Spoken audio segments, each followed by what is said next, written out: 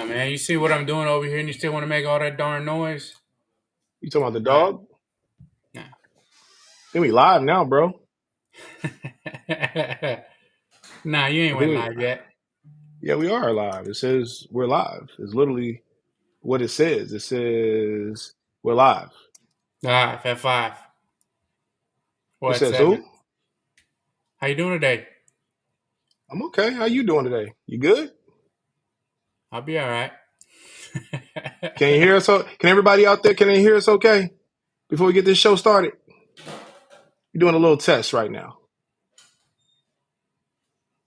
Okay, I think we have a few people on here tonight. Okay, so I don't think I was trying to get.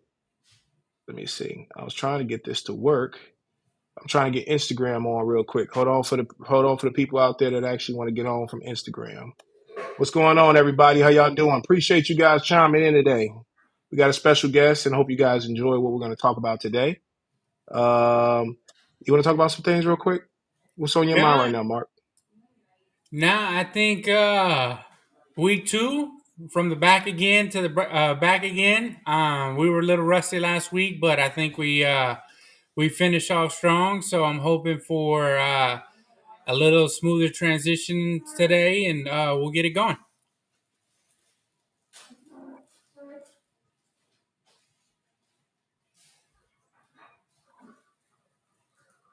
Mm, let's see. I think we're live on Instagram for the first time ever. Um, looks like we got a couple people that are actually. Hold on one second. All right, you ready to start the show? Yeah, let's go. Roll it. You sure? Let's start the show.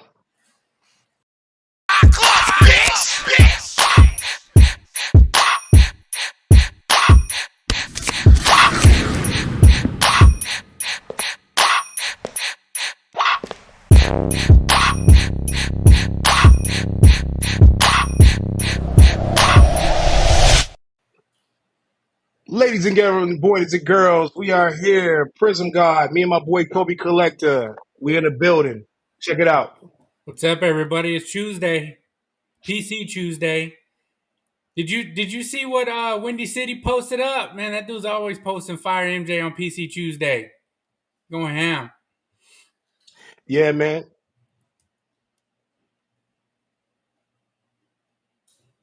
Man, he's always posting fire, bro. I'm not even really worried about what my boy got to post. He always bringing that heat. I try to catch up with him, man. You know, it's been a long time coming. I remember meeting him probably 10 years ago and coming to the Chicago show and checking out all those Jordans back when he was actually bringing out those Jordans. Now he don't bring out the Jordans anymore, but I think He he's need a ahead of he his need a time. Say, Loomis. He need a Loomis truck to pull them out now.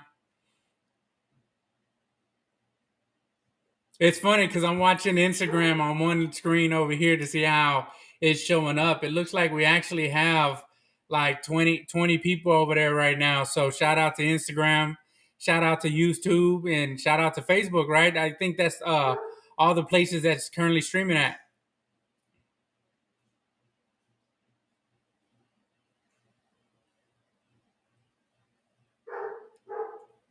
yeah, that's true. I ain't gonna lie, I got an echo in my ear, so I'm not sure if you're hearing the echo that I hear from everybody on Instagram because it seems like it's mirroring. So this is our first time doing this on Instagram and YouTube. I hope it's a pleasant surprise we're gonna talk about today. We got a special guest and Terrance Wimberly. And you guys know him as Big T Man from out there in Wisconsin, from Chicago. He's got a big message for us, and I think it's definitely going to be enlightening on the things we're going to talk about today.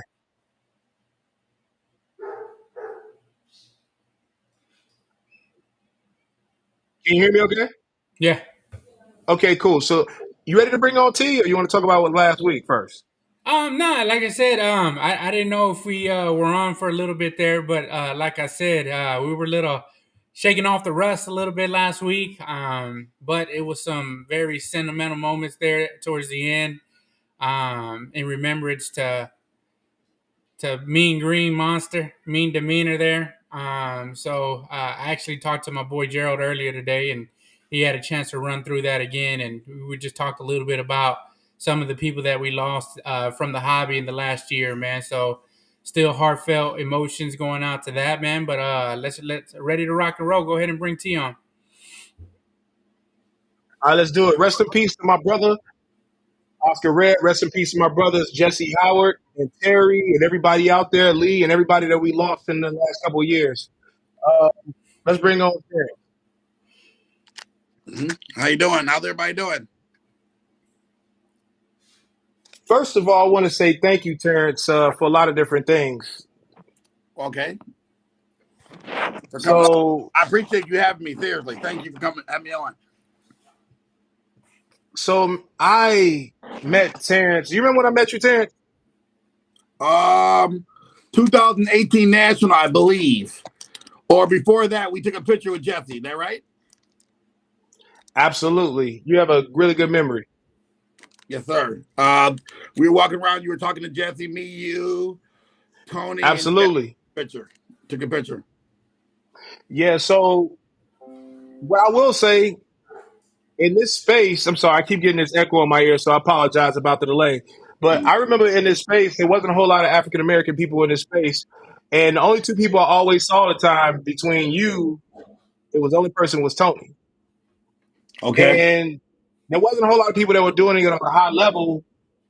And all I kept seeing again was just you and Tony. And I never really spoke to anybody because I kind of kept to myself because I was still trying to learn.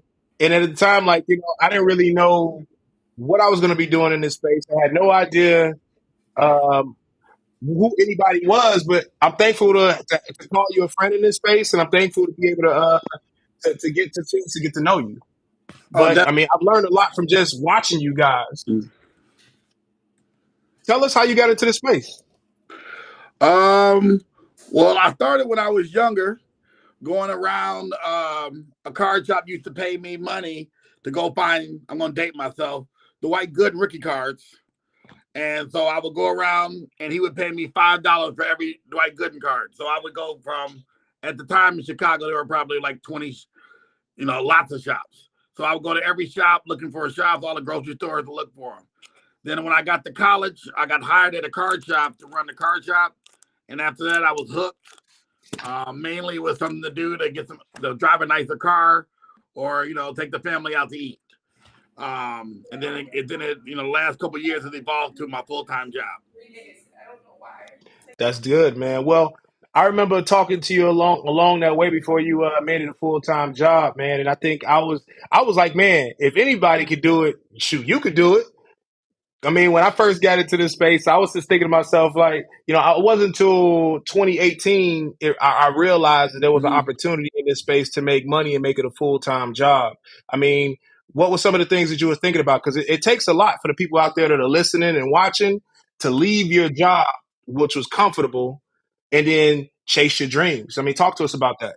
I was nervous about it. I mean, when you got a family and, insurance and all that, and I also had a job that kind of needed me that I was committed to, but I was also concerned with would I make enough money on a daily basis?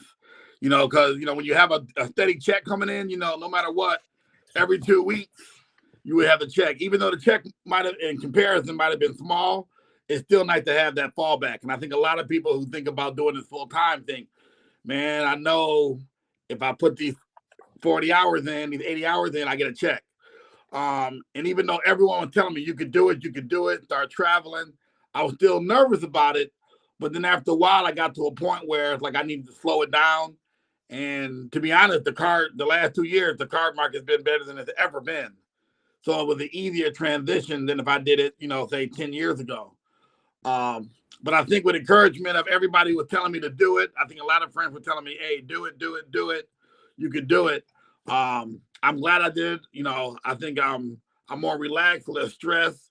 And the people I've met over the years, over this last year, it's been beautiful. Yeah, that's definitely a blessing, man.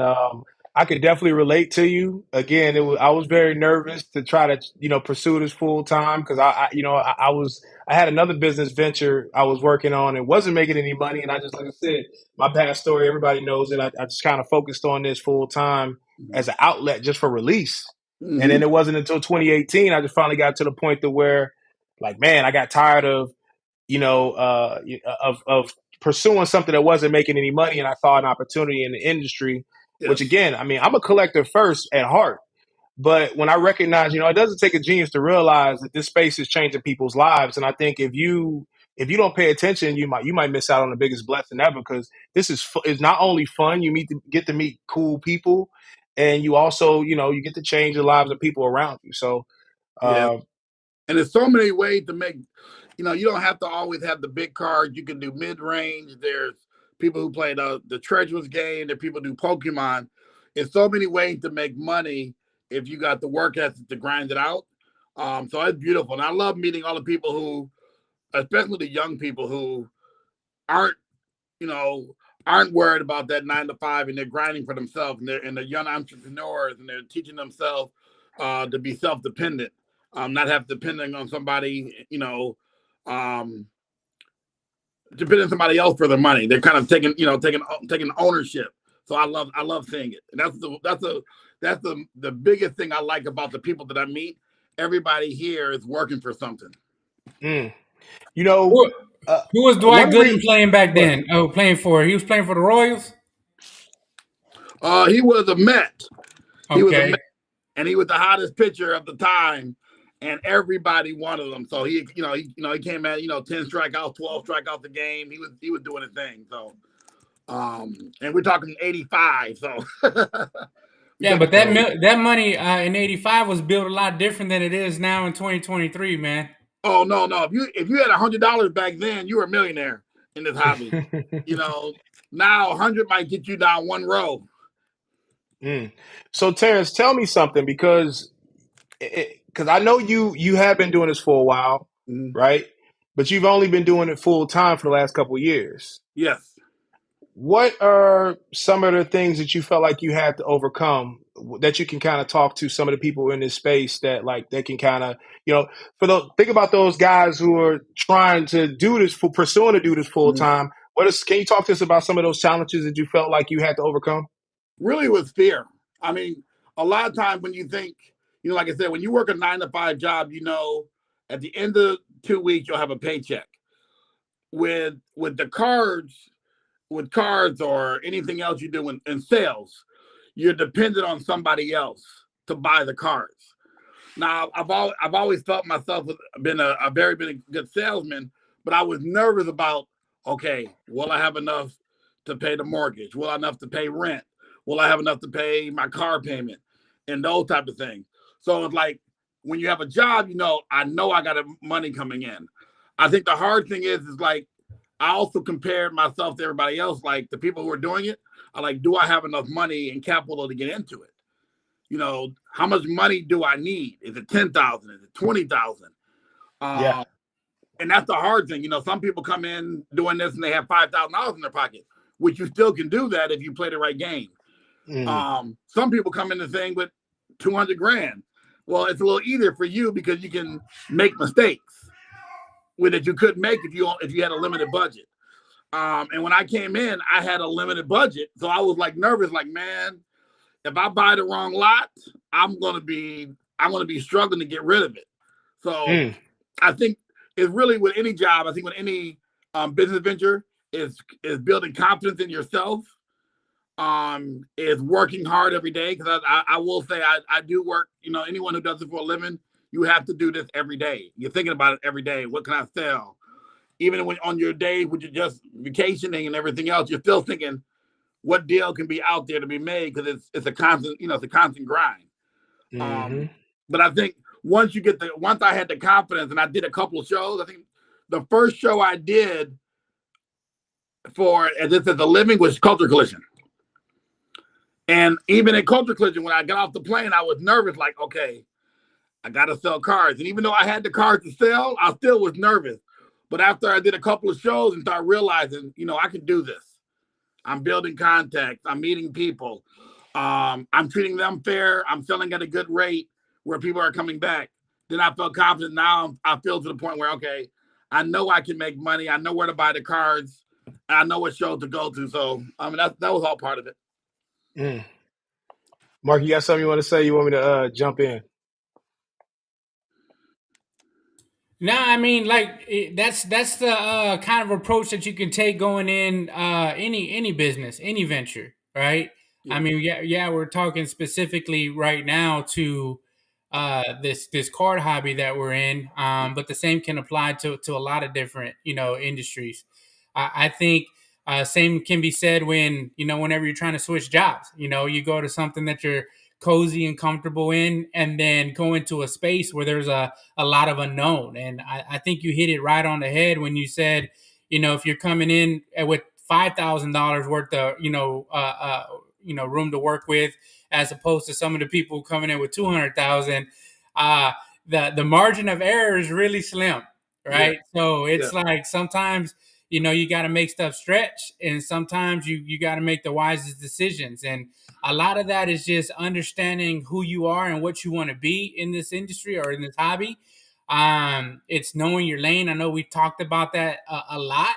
And if you're coming in with $5,000, then odds are you're not a collector. Usually when we talk to the collectors out there, we talk to you buy what you like, Mm-hmm. and you can overcome some of the peaks and the valleys that come in this space. But if you're coming in as strictly as an investor, then you got to do your homework, right? You got to see what stuff sells for. You got to see what the trends are. Comps aren't everything, right?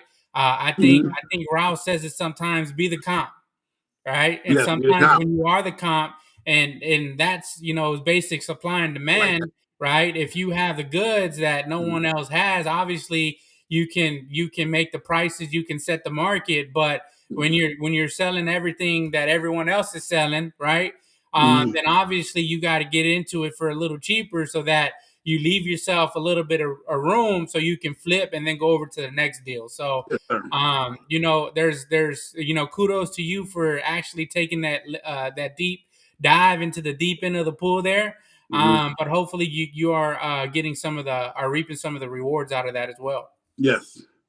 And it's All been right. like it's been wonderful. I mean, it's like, and obviously, like I said, I came in and I started it at 2021, which is probably the best time ever in sports cars, I believe. And then so I've been really fortunate, been blessed. Yeah, you know what? Let me correct Mark by saying when I say be the comp, it's basically saying don't be afraid to be the comp. I think a lot of people in this space right now, especially in this space right now, we're comp driven, but it's just certain cards that doesn't comps don't really matter. Because some like I bought a card which I'll probably show later on, which is my pickup of the week. I'll show later, Mm-hmm. and the comp reflect one thing, and I bought into it at a different value.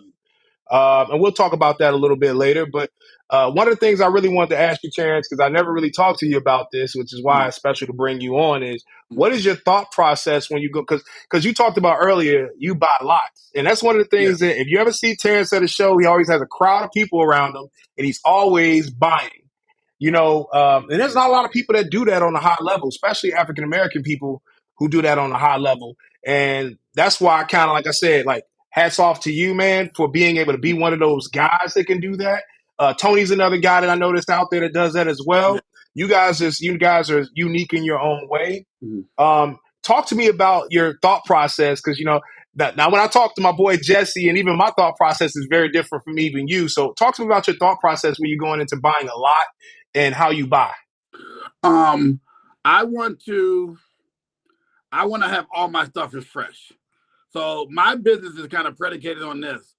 I want people who buy from me to be able to resell the card and keep it coming back. So I don't always get the 95 to 100%, but I'll have no problem getting the 85%. So my kind of business model is, I don't want to call it McDonald's or I don't call it McDonald's, but it's buy for $1, sell for $2. I buy it for 80. The next guy buys it for 90. He sells it for 110. I keep it moving. I buy it for 50. I sell it for 60. Or there's been plenty of times when I bought $1,000 card, someone walks up to me and says, "Hey, you take 1,050?" if I don't build a card as long that I can get 1,200 in the next week, I'll just say, let me get the 50, keep it moving. And you do that enough times. With buying, I always want, when people come to my showcase, I want to have something different than I had the previous showcase. I think that's really important. So, I guess it's every show, I'll get mad if I had the same show. I always tell people as a joke, if I have these cards in a week, I haven't done my job. Not saying that the cards aren't good for investment, because I've sold a lot of cards that I probably wish I would have held on to, but I don't really get caught up into one card. So I'll keep it moving. If I like Trey Lance, I'll buy Trey Lance, I'll sell Trey Lance. If you travel enough shows, you can always find cards. And I really do believe that. I believe that you can build enough contacts to find new cards, keep it fresh.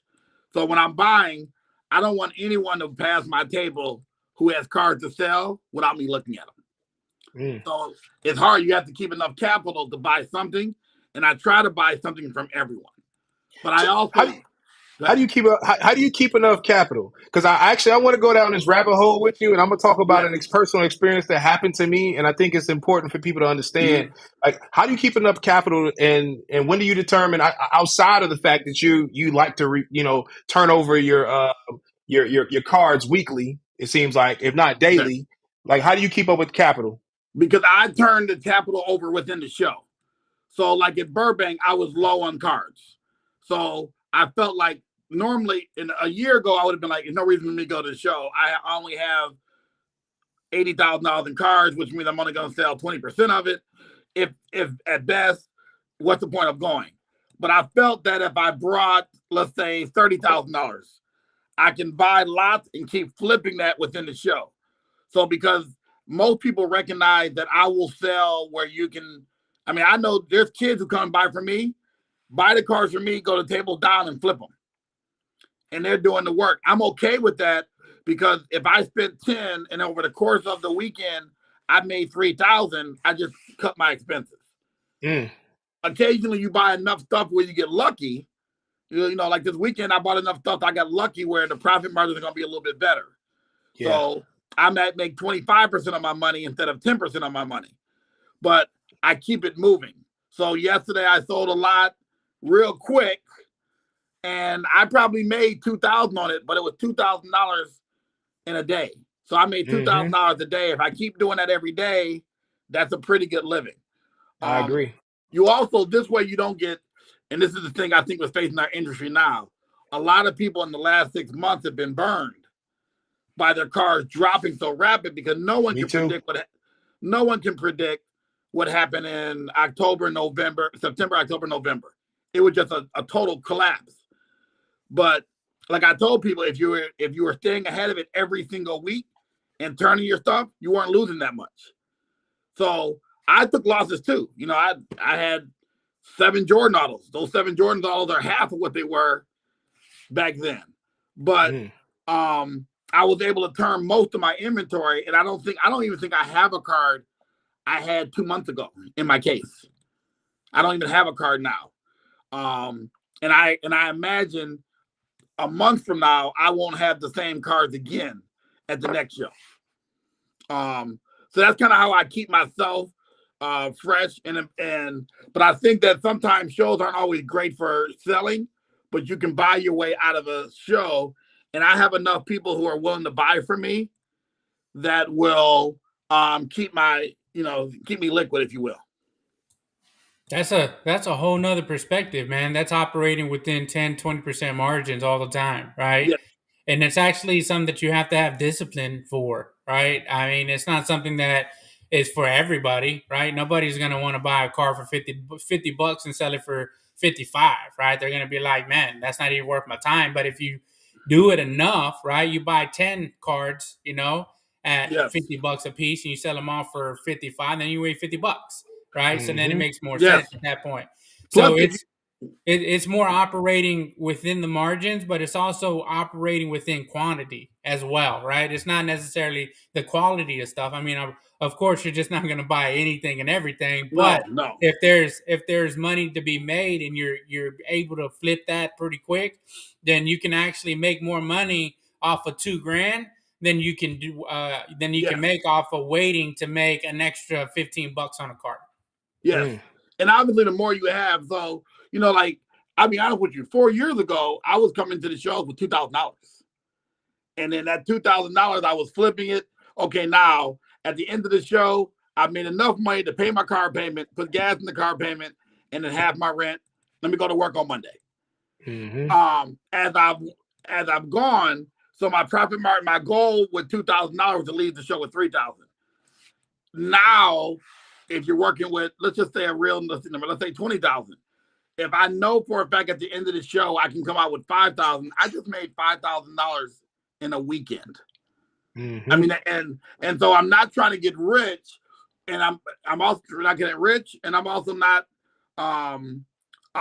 It's less likely that I lose or a player gets hurt on me because I'm moving the cards. And that's that's the reality of our business. You could have 100 Ja Morant, who's an amazing player. He does a young kid mistake, flashes the gun, and all of a sudden his cards drop. He's still an amazing player, and he's still 21 years old, but it affected everyone's bottom line in a second. Mm-hmm. So I think sometimes you got to get ahead of that. You got to get ahead of that. I mean, some things are a little safer. I mean, I know non-sports are a little safer because you're not depending on performance. But the fun part of our hobby is buying a Jalen Hurts at the beginning of the year in the car quadruple. That's the beautiful part of the hobby. So, that's where I'm at with it. That's crazy. Well, look, I want to say I appreciate you talking about those individual things. Actually, which leads us into the topic of talking about the show circuit. I know this weekend we have the Mint Collective coming up, but before we talk about the Mint Collective, talk to us about, it's easy for me to talk about it, but I think you've been doing it a lot longer than me at this point. Talk to us about what it's like traveling the world and doing what we love. I love it. I mean, I'm gonna lie, it gets lonely sometimes because but I think with the friends that I've made makes it less lonely. We're on the plane when we get down there. Not everybody travels with their wives, not everybody travels with their girlfriends or their friends or their family. But I enjoy it. I mean, before this, I never traveled, so I've seen cities that I've ever thought. I never thought. I'll be honest with you, I've never been to Dallas before the Dallas show. So, I mean, obviously Dallas is not as exciting as Santa Monica, but still Dallas. I'm sorry for anybody who lives in Dallas. My fault. My fault. No, I've enjoyed the travel part of it. I love hotels. I love hotels. I love meeting new people. I'm a people person, so I love talking to people at the bars and on the airports and everything else. I love meeting all the people from all different walks of life that I would have never met. And we're selling baseball cards. To me, this is the most least stressful job in the world. We all don't know about that one, man. You got to speak for yourself, Terrance. I don't know. We always argue about this, and I always say, and again, I'm coming from a standpoint where I worked at a group home, so I had people's lives in my hands. So it was always stressful, and I had to manage 100 people every day. My biggest decision now, Kobe or LeBron. Top loader or snap tight, but aside from that, it's just a great experience doing this. I mean, I've always loved cards, but to be able to say I'm doing this for a living is amazing for me. Man, well, you know what's amazing? The fact that we're on Instagram and YouTube and everybody's participating. So I really appreciate you guys chiming in. It's the first time we've ever done this live stream on Instagram correctly.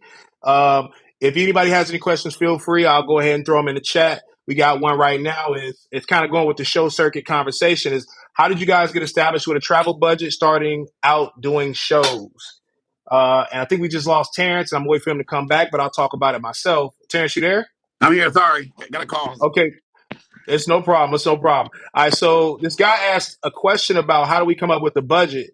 I mean, being completely honest with you, I mean, go ahead. Since you're the guest, why don't you go ahead and answer that question? Can you get it one more time, please? How did you guys establish a travel budget starting out doing shows? So, Um, like in the beginning, how did you come up with a budget? I'll tell well, you my budget. uh, um, well, when I first started, I mean, I don't. My budget. I'm gonna be honest with you. My budget changes show to show. There's been shows when I walked in with 50,000.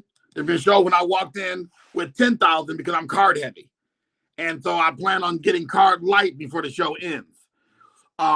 There's some time where I'm heavy on repack cards to sell to the repack guys. And as you know, when I first started, I wanted to I had to have the best cards. I gotta have 8 Jordan rookies. I gotta have all the Jordan autos. I want people to respect me. Boom, I'm here. And then I realized, man, I've had this Jordan auto for 6 weeks. That's $10,000 held up. So I still have them, but now I'm willing to trade them. So I think your budget, I was telling Sky this all the time when I first started talking to Sky. You can do this. You can make money with $5,000, with $2,000. You just have to be more selective.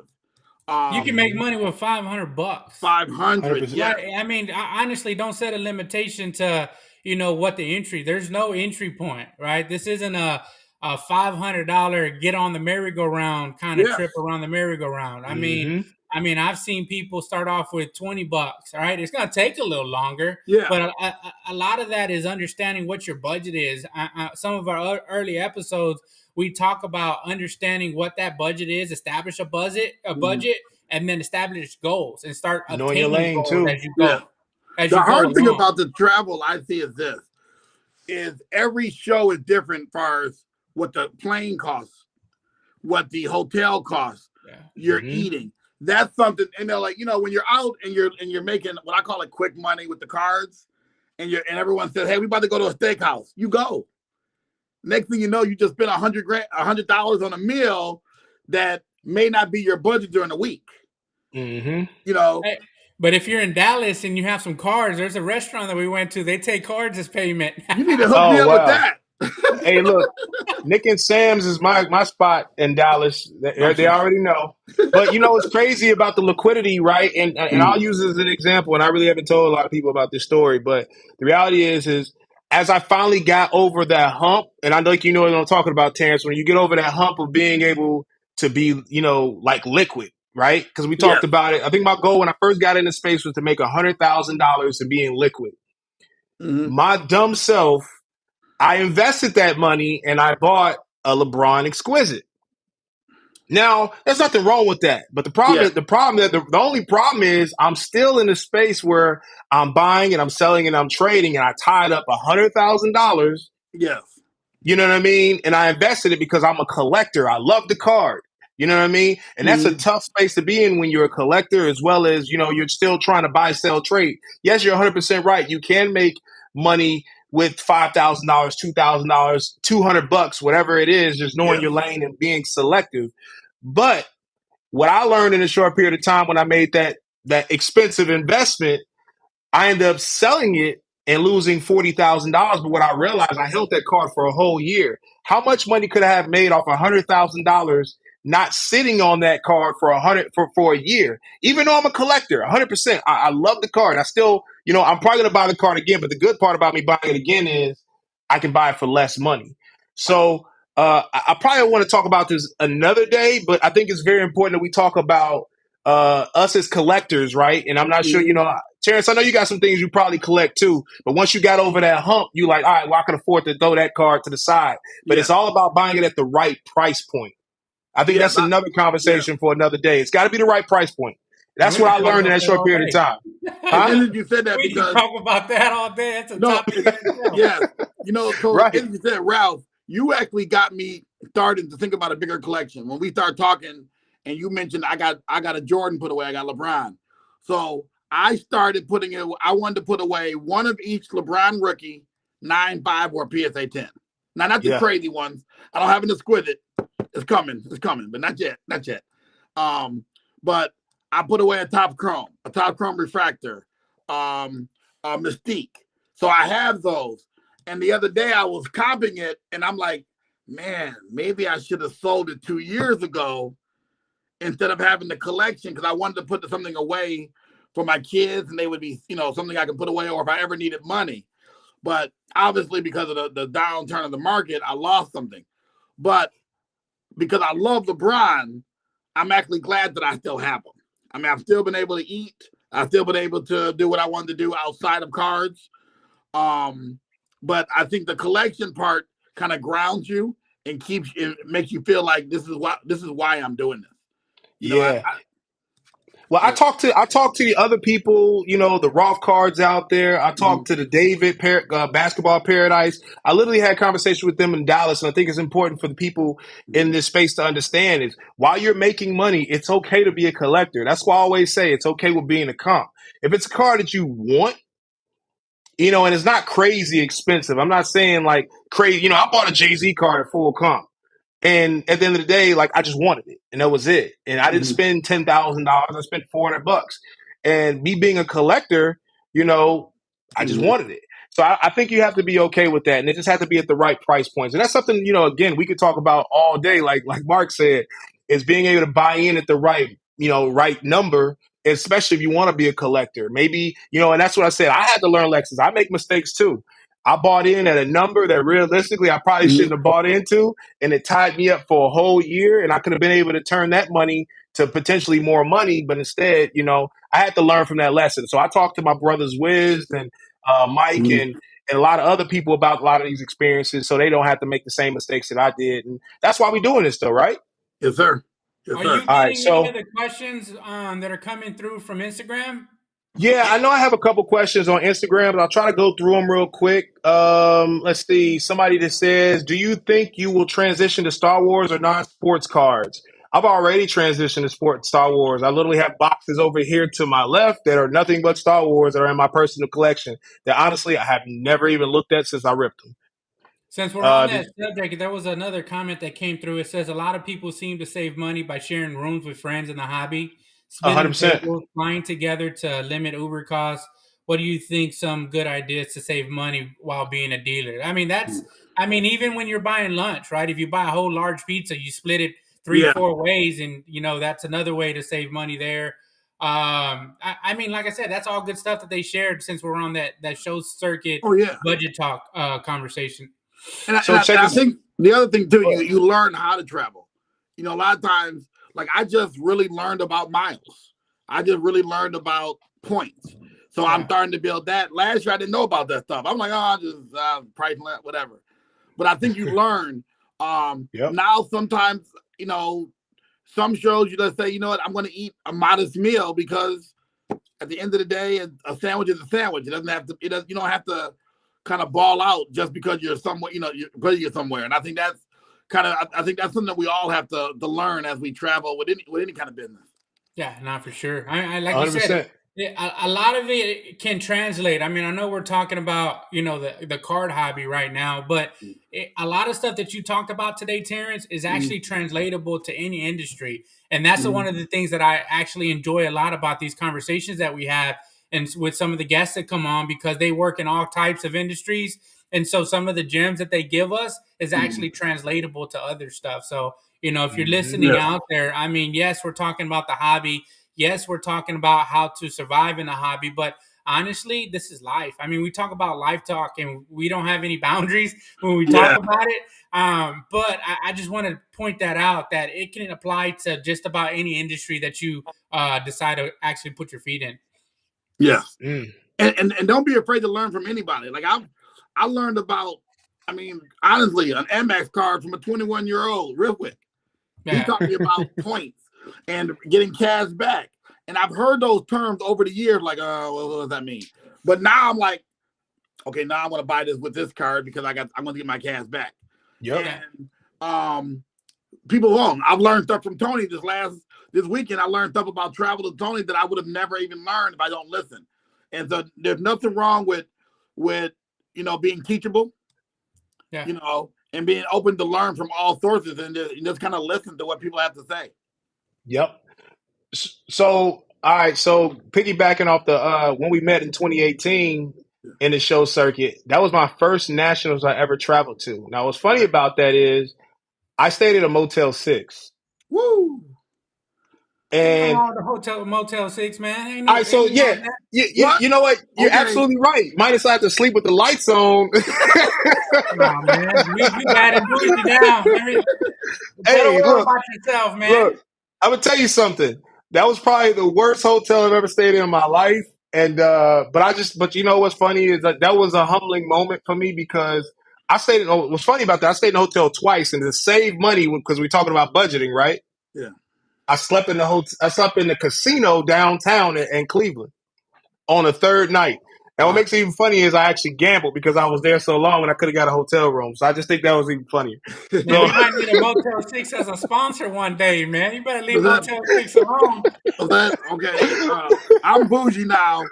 If you don't have Netflix, the restaurant, I'm bougie now for sure. yes.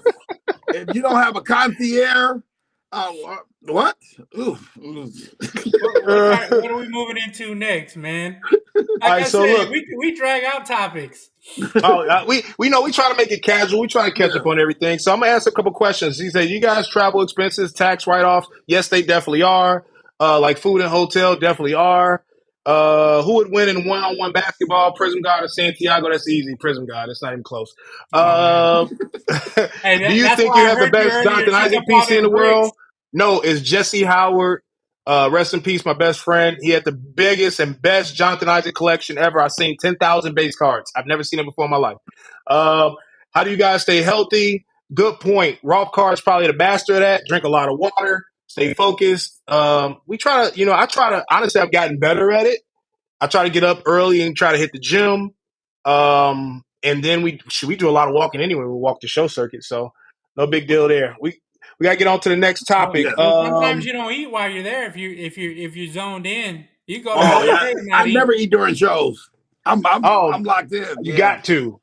You got to eat. You got I'm to eat a I'm little bad bit. about that. I'm bad about that. All right. So, let's see. Influencer card. So, Tops just released. Well, I guess what was it? Was it Slapstock just released this information about Mhm. Tops doing these influencer cards? I believe the five people they use was Jeff, sports card investor, Tim from uh, he has the big hat. Gosh, what's his name? His product. He's gonna be mad at me. I know he's probably watching. He's gonna be mad at me. What's his name? An Air from Slabstock, Mhm. Mama Breaks, and who am I missing? Do you guys know? Y'all don't know. All I don't right, know the five. so I had the list okay, somewhere. I believe that's it. I want to say it's really close. So they did these influencer cards. Tell me how you guys feel about that. I think it's awesome. I think whenever you see the Ginter cards, it's kind of cool that they have the oddball people. There's a lot of people that um, do a lot to promote the hobby, and I think that's part of it. I mean, with a new direction now, you have to promote the hobby. Instagram, whatever, TikTok Live, whatever, Facebook, and so on and so on. But I think it's awesome for those people. I mean, to be recognized for what they do, and I know they're probably most of them are doing it because they love the hobby, they love what they're doing. They're also doing it from to promote their business, but it's awesome for the hobby. Hmm. I agree. I definitely think, I heard rumors about them doing these influencer cards. I'd love to be in the second batch, by the way, Tops, wink, wink. Um, but I think it'd be kind of cool. I think it's what's funny is I remember was it Nathan Burns? He had his product out there. He was doing like a bounty on it. I thought it was super cool. Yeah, And yeah, then now, man, yeah, I love that, man. I just think it's really cool. Nathan Burns is a really good guy too, by the way, and I think a lot of these guys that's in this product, I think, are pretty good for the hobby. But we're now in a space where the influencers matter, right? I mean, anything we post, anything we talk about is today's news. I mean, they got news on influencers. yeah. So have Well, they no, approached you to be an influencer card? Oh, car collector too was the other guy. I forgot. Appreciate that, it's cool. Justin. Especially, I'm very excited about buying the super fractals of these influencers and making them buy it for a profit. So Oh man, there we go. There we go. I agree. I agree. I'm trying. I don't know if they have one on ones of them, but maybe I'll get somebody to autograph it one on one You personally know, to me. Shine has all these bounties out right now. You know, yeah. he put them crazy ones out on Bowman U. I think some of the one super fractor was probably bought and sold to him. I wonder what he would, what bounty he would put on his own superfractor if he had one. Mm. So, question for both of you guys: who would you like to see in the next influencer card? You don't have to say me particularly, but who would you like to see, and why would you like to see them on the influencer card? I personally would like to see the show promoters, because I think that show promoters are. I think that, well, you hear me tell it. I think the sports card shows are the pulse of the hobby. I think those are the ones that keep it alive, keep it fresh, and the money that goes in these weekend shows sustains the hobby. So I believe the show promoters, promoter of Dallas, Culture Collision, Burbank, the OGs who've been in this hobby for a long time and sacrificed a lot, that would be kind of cool to see cards. That's my thought on it. So Mm. you know me, I like the skits that Sky does, Wiz the Collector, man. But I have a hard time trying to figure out which one I like better, Wiz or Sky, right? I know Roth actually does a lot of cool stuff on his reels and his lives. Mhm. I think I saw another one thing the other day where he bought a little kid a case, and I thought that was pretty cool. So outside of Prism God, right, where he needs to be on an influencer card here pretty soon, it would probably be one of those other two guys, Roth or Wiz. And I want that kid with the suit. Hey, I like that kid. I definitely do Yeah, like that kid. I like the kid with the It's suit is awesome. definitely, yeah, I definitely like the kid in the suit. The kid in the suit. I like Rolf cards, but honestly, I'm actually a little shocked that Mojo didn't make the cut. He's a California based guy. He does a lot of content. Between him and Rolf Cards, I mean they're probably pretty strong on content. I'm Mm-hmm. really surprised neither one of those guys were chosen. I Not would not love to saying see the the other guys that were criteria. chosen, but you said what? I mean, I love the fact for the 5 people who are honored. That's awesome. Yeah. I would love to see how, I don't know if they just randomly grab 5 people at a national, that type of thing. But I would love to see how it's chosen, because I do think that the industry needs to do more to honor the people who have done it for a while, who've done it not even for a while. The people who are committed to making the hobby grow. Mm. And that's I think that's the biggest take that when people talk about influencers, because I ain't gonna lie, I never really considered myself an influencer until I started going to shows and people started kind of saying, "Hey, ain't you Prism God?" I'm like, "Oh yeah, I am," but I never really saw myself to be like that guy because I don't really like to film. I don't really like to do a lot of stuff. I think the most that I really like to do is what we're doing now, which is trying to educate and Mm-hmm. trying to talk about the experiences that people can hopefully benefit from. Like I don't want to do a lot of the dancing. I don't want to do none of that, the extra Yes, stuff that people yes, out there yes, doing. But I will yeah, say that, those guys that are doing it, that's fine. But make sure you pay attention to what's going on in this space because there's a lot of opportunity and you don't want to miss it. yes. Um, Somebody said, what happened to Kenny? I seen Kenny in Arizona, so he's doing just fine. Is there anything else you guys want to talk about in terms of the influencer cards? Any other takes that you guys want to talk about in reference to that? I'm gonna Are try they to going to be speed up a little autos? bit. They're all autos. They're autos. They're Oh, definitely okay, that's autos. sweet. That's Yeah. sweet. Now, if there's parallels, I'm more interested in to see if they got parallels because I would hold ransom on those 1-on-ones. I ain't giving Yes, them up either. I'm gonna yes, say you gonna have yes. to pay me. You got to pay me. You got All to right. So we talk pay. about you got to pay me. So we talk about the short circuits. I'm going to talk about. Let's see. We got another one here. Disney cards. Hmm. All right. So about what? A couple weeks ago now. 2 weeks ago, 2 or 3 weeks ago, Disney released their Disney product. It's not a local product, but I suppose I think it's like 44,000 cases of this stuff. It's going Wow. hot, man. I mean, people were buying cases for $1,000 and now selling them for $6,000. Is that not crazy? It's also beautiful. It's crazy, but it's beautiful that somebody could buy a box for 1,000 and sell it for 6. Um, Now on the flip side of it, I gotta feel bad for when the people pull the cards and they don't pull $6,000 out of it. I don't know what the price, It's a but case, Terrence. That was a case price of $6,000. you still got to get 6 grand out of that case. That's, I think there was a card the other day. One card sold for, I think it was the little rat from Ratatouille. He sold for, or the 101 sold for like $5,000. hmm And if it makes you feel any better, Mickey Mouse hollows or silvers or whatever you want to call them, they sell for about $200-300, and I think they were probably maxed out around 400-500. Now So I'm a hypocrite because I laugh at this, but I'm gonna have some in my case. What do you want I me ain't to gonna do? lie. I'll So, take a PSA 10 hollow Mickey Mouse. I know I'm Yeah, not gonna be able to get the yeah. black, but I'll take, or maybe I'll get a gold. I like yeah. gold, so I might go after a gold Mickey Mouse number to Yeah, 10. So if you out there, yeah. you got one, just hit me up. I'll probably go ahead Is and it take it. is it Yeah, I just was looking character at or the some movie? comps and Maleficent, or however the hell you say that name, man. Angelina Jolie, she paid I can't. It's a tongue twister for me. Maleficent. It's okay. Uh, Yeah, We it got sold for $8,000, and Corilla Deville sold for $6,000. Right, so I mean that's the reason why this stuff is there. And I have a couple questions once we get later wow. on in the show, but it's we've seen this before, haven't we? Like we've seen this same up by day, down by night kind Yes, of but trend. people always. I get a lot of my friends say, "I can't believe people are buying baseball cards." As I'm looking at the artwork that my friend paid $10,000 for. Um, it. you know, my uncle will tell me, I can't believe people buy cards, but he has thousands and thousands of dollars in art. So it's all relative. So even though I joke about Ratatouille and Angel Lee cards, somebody bought a LeBron James card for $1 million once. Shit, more So than that. yeah. So More than that. Try like 3, 4, 5 million. They yeah, done bought that Mm. LeBron. Hell, they yeah. spent $10 million on a Mickey Mantle. Plus, So we all watched growing up. I don't care who you were, unless you just had a horrible childhood. Disney was part of your life. and even if you had a horrible childhood, you still watch You Disney, still had some man. Mickey Mouse in your life, something. Yeah. Give me some Lion King, man.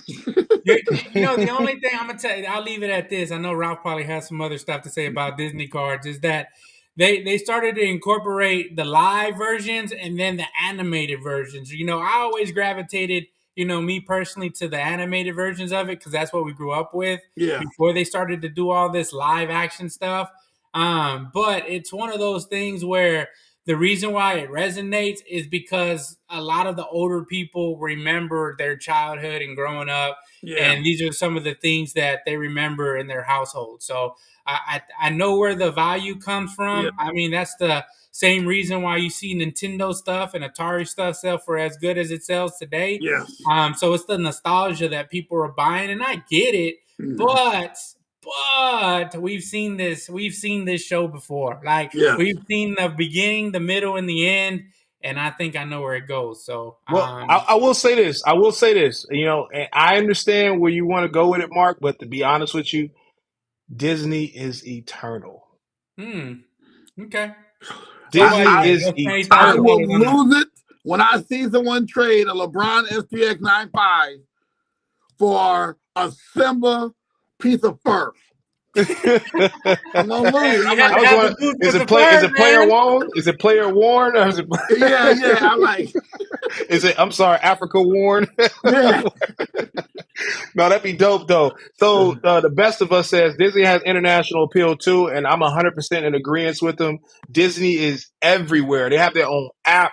Why yes, wouldn't they have their own cards? I yes, mean, I'm a buyer to this perspective because I will say this. Look, if I buy a Mickey Mouse 101 black, I can literally give it to my son right now, and he will actually love it. yeah, Not knowing that Yeah, it's don't not give a it to one your on son. one. He's gonna bend it up. But yeah, look, it'll be slabbed by then. It'll be a PSA holder or Beckett holder. But regardless, it'll be slabbed. I can give it to my son right now, and he literally give it to his son, and he gives it to his son, and he gives it yes, to his son, and yeah, or daughter, right? And it will still be relevant. That's Okay. why I'm saying I think that and if we're doing our jobs right, if we're educating people, we're pushing the hobby forward, we're bringing in more collectors, right? It's only mhm, going to get bigger. The demand's only going to get bigger. And this is the first product, is the 100th year anniversary edition or whatever it is. This on I like the anniversary. product personally. I was going to rip a yeah. box, but I mean, at $600 a box, it makes it hard because it's like, do you want to buy Prism football? Or do you want to buy a $600 box of Disney? But I'm not gonna lie. I looked up some goals the other day. I looked up a Tramp 101. It sold for like 2 grand. I was like, man, I probably would have bought that, right? hmm So I probably pick up some golds or, like you said, some hollows, man. But I don't know if I want to dump 9 grand because again, we've seen this song played before, man. So I kind of know where it's going. Yeah. I think you guys all know when WWE came out, right? And people were spending $9,000 on Andre the Giant Gold. Where's that $9,000 at? I'm just asking for a friend. Yeah. Ask for a friend. Oh wow. Well, all right. So look, we're about time. We're about to. I'm trying to speed it up and keep us where we're staying on pace. We're going to talk about the pickups of the week, and I left mine upstairs, so I'm probably going to show you something different. Okay. Terrance, you should have guessed. I know you buy thousands of cards a weekend. Okay. So this week Talk on to us Line about your Chasers. pickup. Okay, one card I picked up this week was a Kobe on-card auto. Nice. Now I'm a Celtic fan, so I like Kobe, but I got to get him. All right, just give it to me at 85%, man, since you already got it at 80, man. Oh, hey, don't worry about PayPal at Terrance Wimberly at AOL.com, 85%. Hey, keep it moving. You got mail. LeBron, we got Carmelo and Stockton. Okay. This is a white box copy of the Immaculate. Got a LeBron 23 of 25 auto. I might need that for real though. I love jersey. If anyone knows me, I love jersey number. You do. There you go. And then here comes the future. Justin Fields. That's your guy. Man. I didn't know you had that card, man. Get it to flip is gonna be trying to buy that from you. There we go, right there. You must be a Chicago guy. We got the 3-color.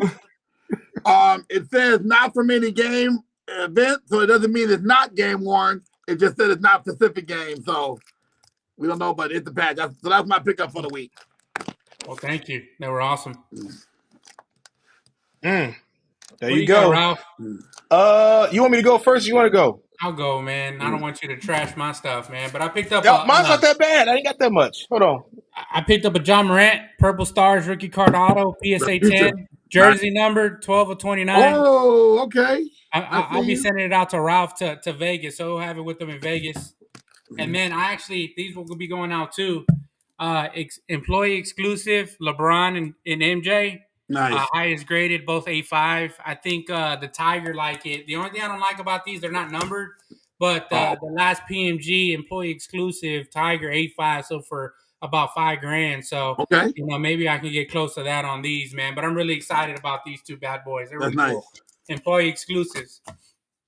Yes, very nice. Sweet. All right. So I think I showed. Did I show Robin Williams last week? My autograph. I think I showed Robin Williams last week as my autograph for pickup of the week. So this week I'm gonna show Chadwick Boseman. Oh man, I actually picked this. So what's funny is I've seen these transcendent cards for a long time, and I thought I didn't really like the fact they were oversized, but it kind of grew on me. Yeah. So it's like, so now I'm like, I've started to kind of had a little fetish on trying to pick up these things, these oversized autograph cards. But I mean, it's really cool to display. But it's something that's in my PC. I love it. He also signed Chadwick Boseman 42. Black, Wakanda forever. What can I say? That's sweet. All right. And that's basically my pickup of the week. And now we're on a new segment, Terrance. Okay. A new segment we've actually tried out last week with Wiz. I think Wiz did a pretty good job. We'll try to make it a little harder for you today. Okay. You don't think you did good? He was like, yes, and then he was like, no, but he was like, yes, and then he was like, no. So I didn't know what he was holding. Well, look. Well, the name of this segment is called Hold or Sell, right? Okay. So basically, it doesn't have to particularly be a card.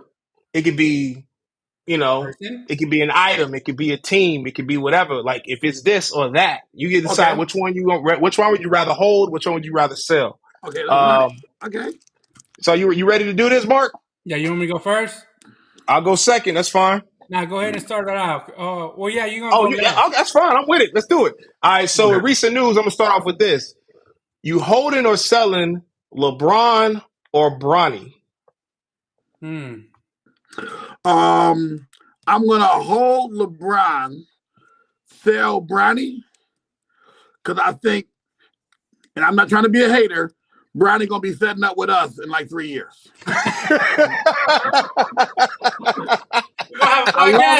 Yeah, he gonna come on the Prism God podcast.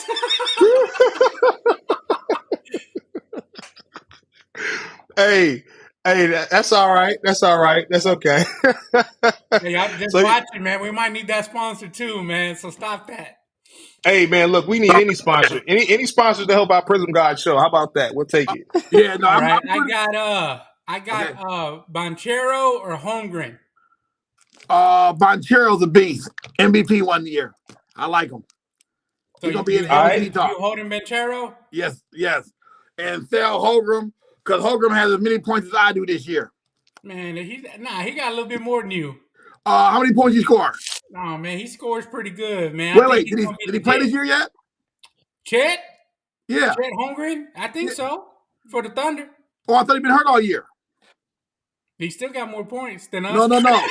I have in this NBA season, we had the same amount of points. I'm just saying.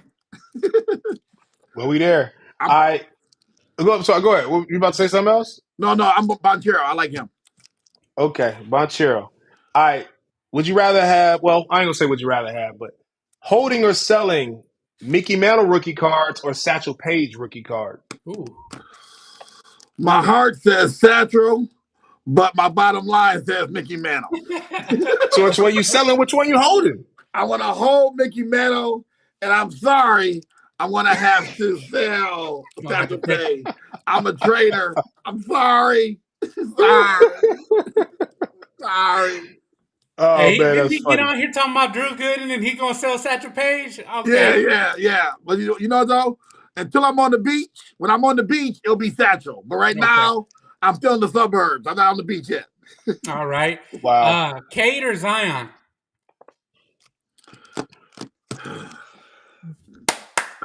First stumper of the day. First one. Got him. Dang. I'm gonna say it. Bubble. Cade.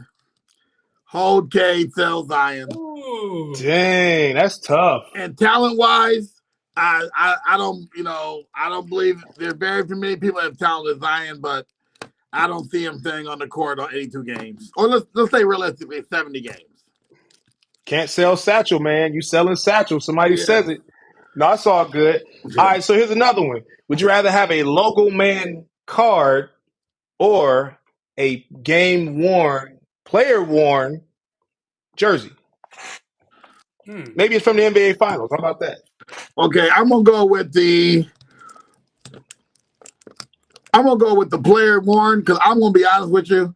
I don't think it makes that much difference. when a guy brings you a treasure, no one ever says, "Oh man, this is player worn. I don't want this."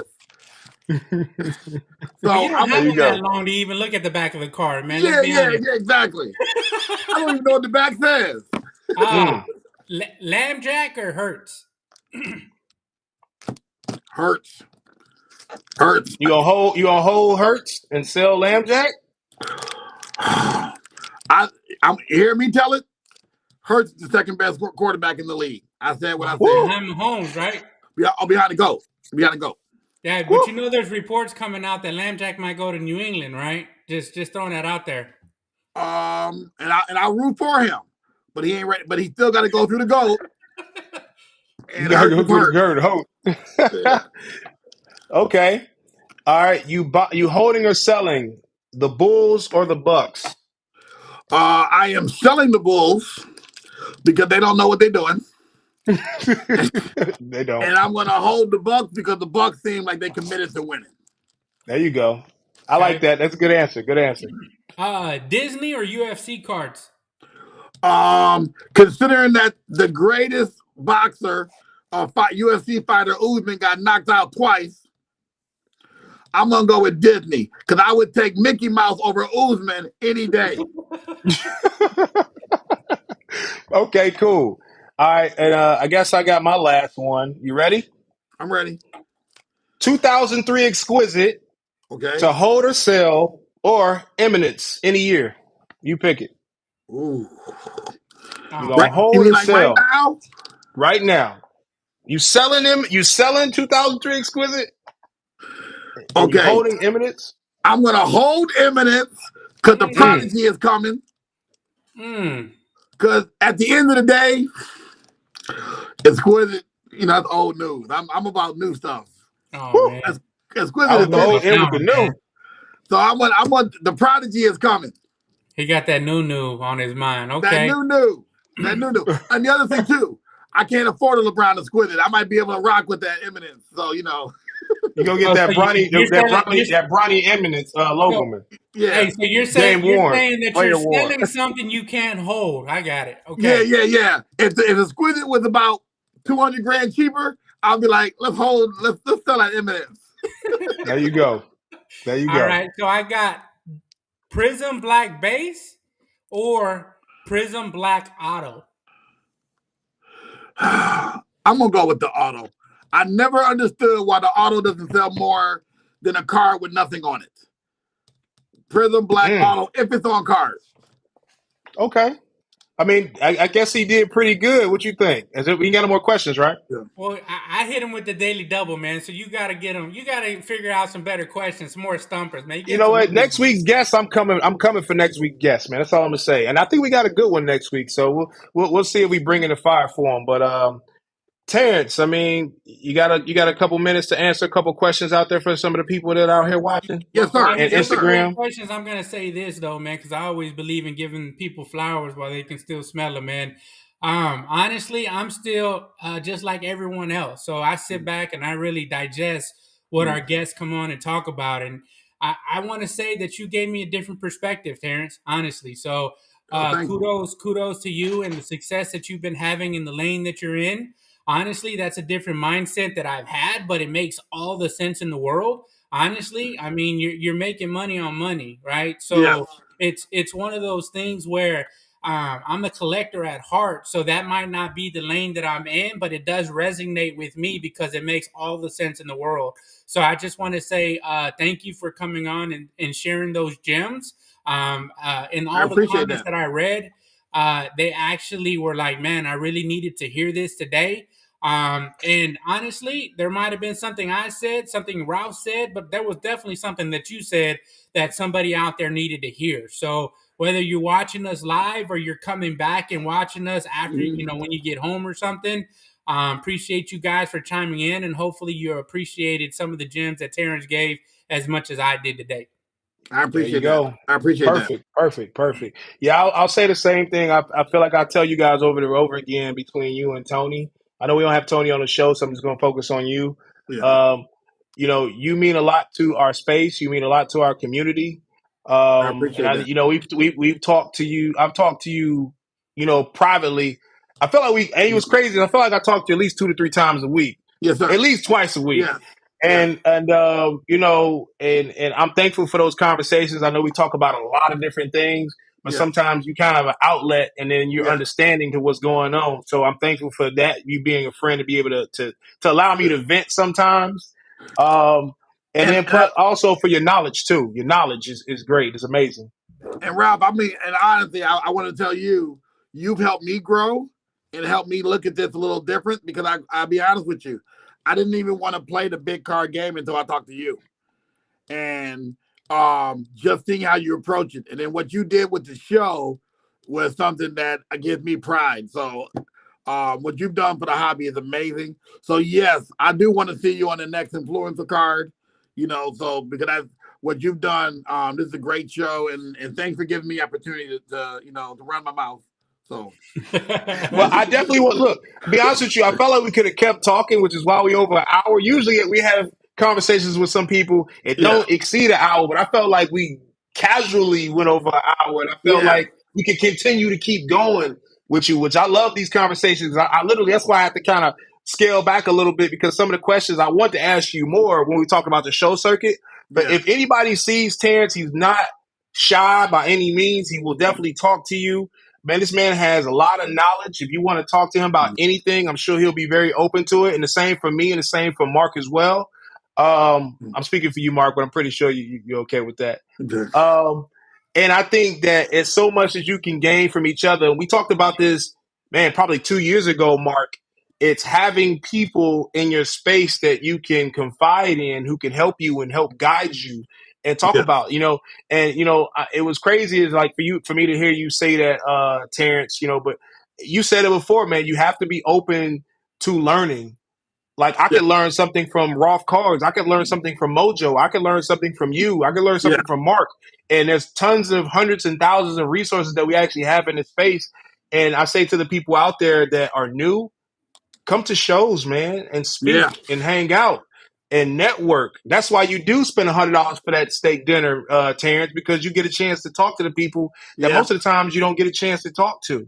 True. And Very that's true. why it's important. Very true. And I'm not gonna lie, I'm still kind of a little shy and anti-social at a lot of times. Mm-hmm. But it's just because a lot of times we all have life going on, and Yeah. sometimes Definitely. yeah, and I think that's really what it is. But I Yeah. try to do my best for the people out there. I try to do my best. I promise. Yeah, so be sure to follow us on our social medias. Obviously, I'm at Kobe_collector_81. Mm-hmm. You got at PrizmGawd up there at the top. Terrance, I don't know what your tag is on Instagram. Do you have one? Twitham Terrance. Terrance Twitham. I'm sorry. My Okay. full name Terrance. Twitham. TWISM. And I post a lot. I post every day. Sometimes it's not always cards. Sometimes I just post life lessons and stuff like that. So I'm pretty active. So be sure to check him out. Obviously, we're gonna try to do this again. Good Lord, say the same. We'll be on here again next week at the Definitely want same you on time. here again.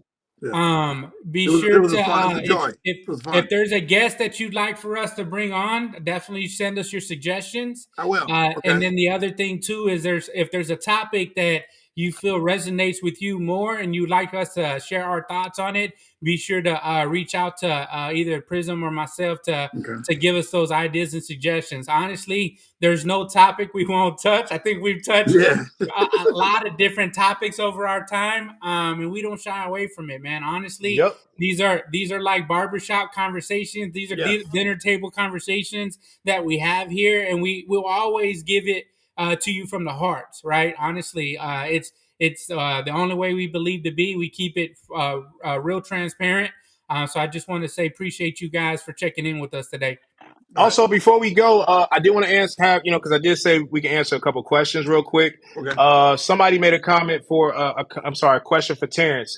Terrance is someone who has been fairly active in the hobby since 2017, but has only been a dealer over the past few years. What's the best traits and attributes for top-notch dealers?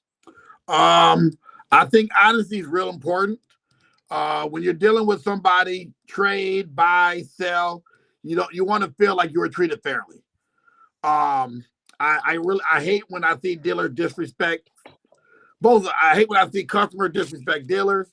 I hate when I see dealers disrespect customers. I always say with any transaction has to be mutually beneficial.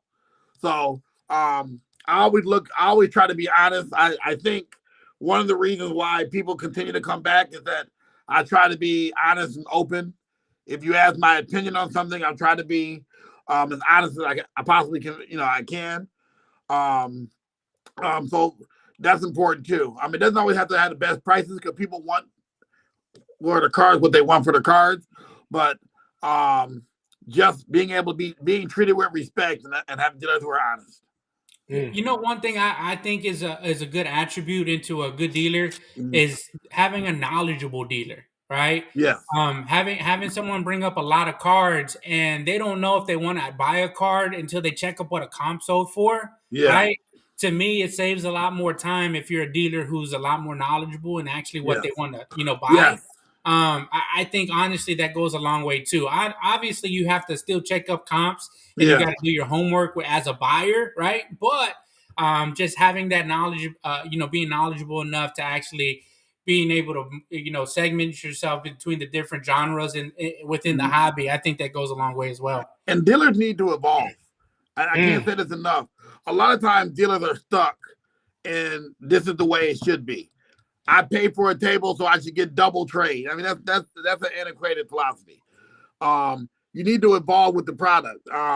Yes, you don't always be tied to comps because there are bad comps. You might see something sell on one auction house cheaper than it would be on eBay. You have there's the reason why we buy off of them auction houses. Yes. I've been really active on an international auction house where I buy stuff at about 20%, 30% what eBay sells for. Yeah. So I'm able to do what Terrance does, sell it for 50. Why don't you tell them what site that is? That's Card Hobby, man. I don't want to give away all the Oh, gems he in the gave it away. world, He gave it Hey, away. I was gonna see if but he was I'll gonna give give it it away. away. Hey, man, this is a the show for game is to be everybody, man. be told, not the goal to be sold, not told, huh? It's I'm all telling you, right, man. I was waiting on him to not say that. He said Hey, it. Yes. hey, but I'm gonna tell you this though, man. The people from Card Hobby, man, shout out to those guys because the guy actually hit me up for my feedback, Mm, and he sent me a whole T-Mall box of Prism basketball for my feedback. So not only are they up and coming, they're really big international. okay. China actually probably busts more wax than we see here in the U.S.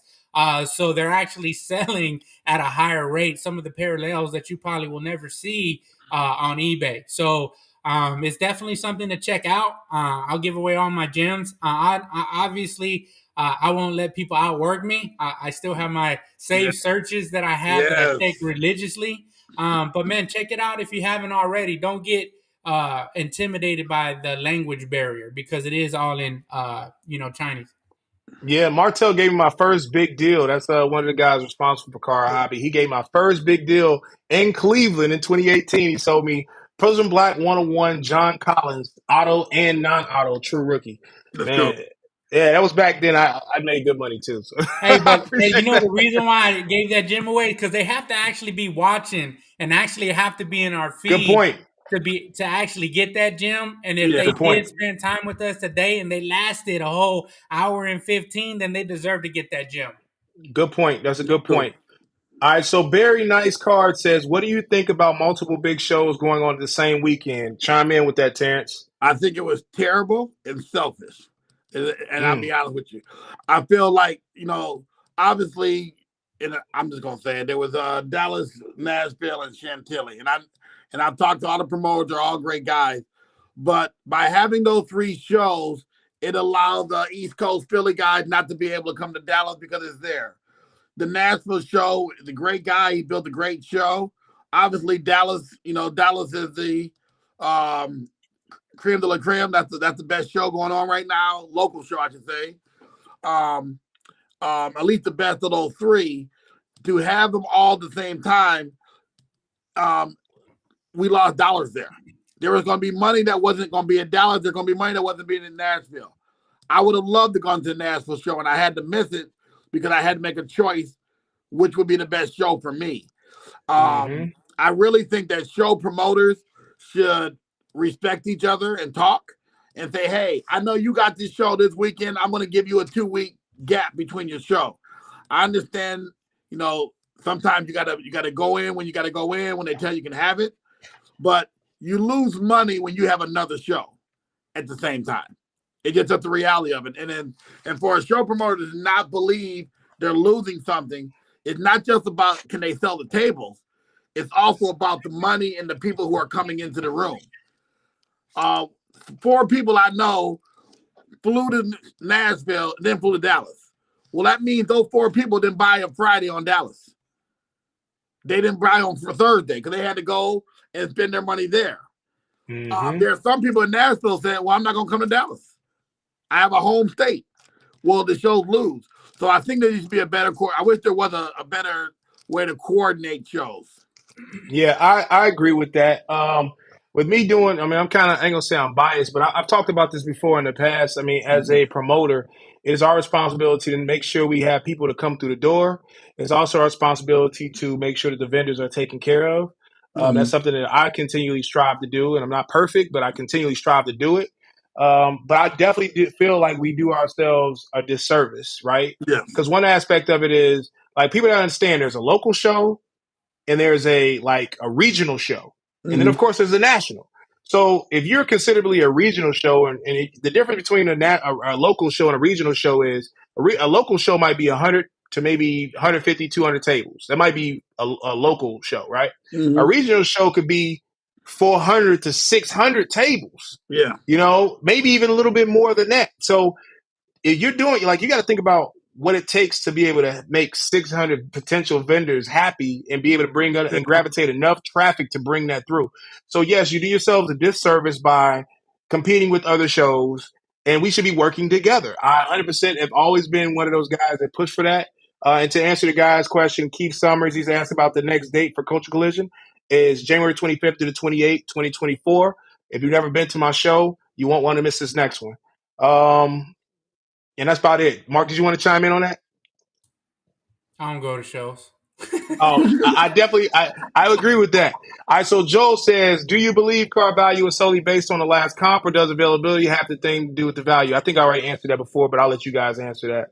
No, I this is another thing I'm being about dealers. I think dealers need to be open.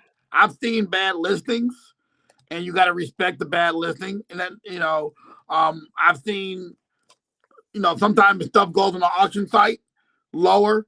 I still will give the person the value of eBay, even though the last comp might be an auction site. And also rarity. Sometimes when you have a card number to 5 and 3 is sold, I believe there is a supply and demand based on how rare the car is. We're not talking about a Luca Prism PSA 10, but if somebody comes in a Luca Prism Gold, is the reason why those cars still so crazy. You can't. I think someone said at the beginning, you be the comp. The comps are set based on, to me, if it's a plentiful card, the comps are the comps. Mm-hmm. But if it's a rare card, sometimes the patch makes a difference. All right, so yeah. I'm sorry about that. Go ahead and finish what you were saying. No, sometimes the patch makes a difference. The patch makes a difference. Jersey number, those type of things. Where I've heard people say jersey number means nothing. Well, it does. Number 1 means something. It does. Mm-hmm. And to say it doesn't take away the value of the numbering. Well, then why matter what the card is numbered to? So it's because they don't want to pay that comp. That's all. It is. Yeah. And some cards aren't for you. If you don't want to buy a jersey number, go find them. Yeah. Yeah, go buy the 2. Number. Go buy the 2 or 10 non-jersey number. If you don't like a 4-color RPA with 8 breaks, go buy a white one and and be happy. You save yourself $10,000-$15,000. Yeah. Absolutely. But all right, so look, guys, I don't want to keep y'all on the line, and I really appreciate you, Terrance, jumping in. I'm probably gonna answer one question. If anybody has a question real quick, you better say it now. If not, we're gonna go ahead and close it out. All right, and I don't think I have any new questions. You guys see anything new, or we're done? I'll see you guys at the Mint. All right, so yes, I will definitely see you guys at the Mint. I will be chimed in. If I don't have my own table, I'll probably be at Terrance tables. I'll put some things out. Because I'm gonna send you some cards. Maybe he'll buy them. I got you. Sorry, I buy at 80. I buy at 40%. Yeah. But, all right. So I really, again, Terrance, really appreciate you being on the show, and I hope you can commit to coming back to a different show. Hopefully next time. You have a lot of knowledge. We really appreciate you guys. And for the people who are on Instagram, make sure you follow us, Terrance at Twism on Instagram. If you're not following him, you need to follow him. Follow my brother Kobe Collector. I think the links are pretty much on the ground or whatever. I'm sorry, not on the ground. I'm tripping. In the comments, and then also Prizm_God. Come to follow me on YouTube, PrizmGawds TV. Next week's show, Tuesday, we're gonna have another special guest. Same time, 8 p.m. Eastern time, 7 p.m. Central time for the people that don't know the difference. And I guess we out, right? Yeah, you got to play the outro, though. I got to play the outro? Yeah, I love it. All right, well, let's get it then. Peace.